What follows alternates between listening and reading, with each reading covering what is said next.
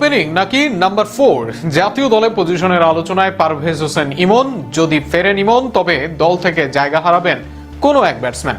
সেক্ষেত্রে নুরুল হাসান সোহান নাকি শামীম হোসেন পাটোয়ারি, কে থাকবেন একাদশে তা নিয়ে থাকছে প্রতিবেদন। দীর্ঘদিন ওপেনিং করেছেন তানজিদ হাসান তামিমের সাথে। ওপেনার হিসেবেই ছিল বয়স ভিত্তিক দলে। পারভেজ হোসেন ইমনকে তাই ওপেনার হিসেবেই সুযোগ দেওয়া হয় বাংলাদেশ জাতীয় দলে।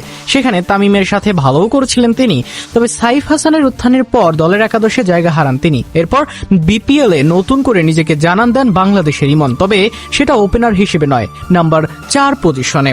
ইমন স্পিন ভালো খেলেন, হিট করতে পারেন। এই মুহূর্তে বাংলাদেশ দলে এমন বৈশিষ্ট্য নেই তেমন কোন ক্রিকেটারের। ইমনকে তাই নাম্বার 4 জন্য করা হয়েছিল প্রস্তুত। এমনকি পিএসএল এর মালিকও ইমনকে নিয়ে অধিকাংশ ম্যাচ খেলান নাম্বার 4-এই।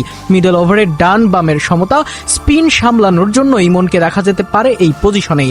আর সেক্ষেত্রে ফিনিশিং পজিশনে ক্ষীণ হওয়ার জায়গা, যেখানে একদিকে থাকেন নুরুল হাসান সোহান, আরেকদিকে শামীম হোসেন পাটোয়ারি। গত বছর টি-20 ক্রিকেটে সোহান রান করেছেন 31 গড় ও 123 স্ট্রাইক রেটে। অপরদিকে শামীম একই স্ট্রাইক রেটে মেইনটেইন করলে এভারেজ সোহানের অর্ধেক 15।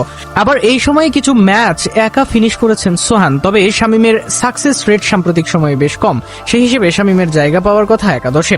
তবে সেখানে আছে যদি, কিন্তু শামীম হোসেন পাটোয়ারি ব্যাট হাতে ছন্দে আছেন, স্পেশালি টি-20তে, যার প্রমাণ তিনি দিয়েছেন বিপিএল এ।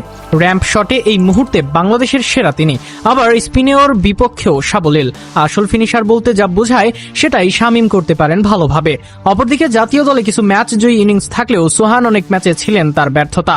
তার বাইরে বিপিএলটা দুঃস্বপ্নের মতো কেটেছে তার। এই মুহূর্তে লোয়ার অর্ডারে সোহানকে সুযোগ দেওয়া অনেকটা বাজে সিদ্ধান্ত হতে পারে বিসিবির। যদিও জাতীয় দলের ফর্মে তিনিই থাকবেন এগিয়ে, তবে সাম্প্রতিক এগিয়ে থাকবে শামীম। সব মিলিয়ে আগামীকাল ওপেনিং এ ছেড়ে নাম্বার 4-এ দেখা যেতে পারে পারভেজ হোসেন ইমনকে।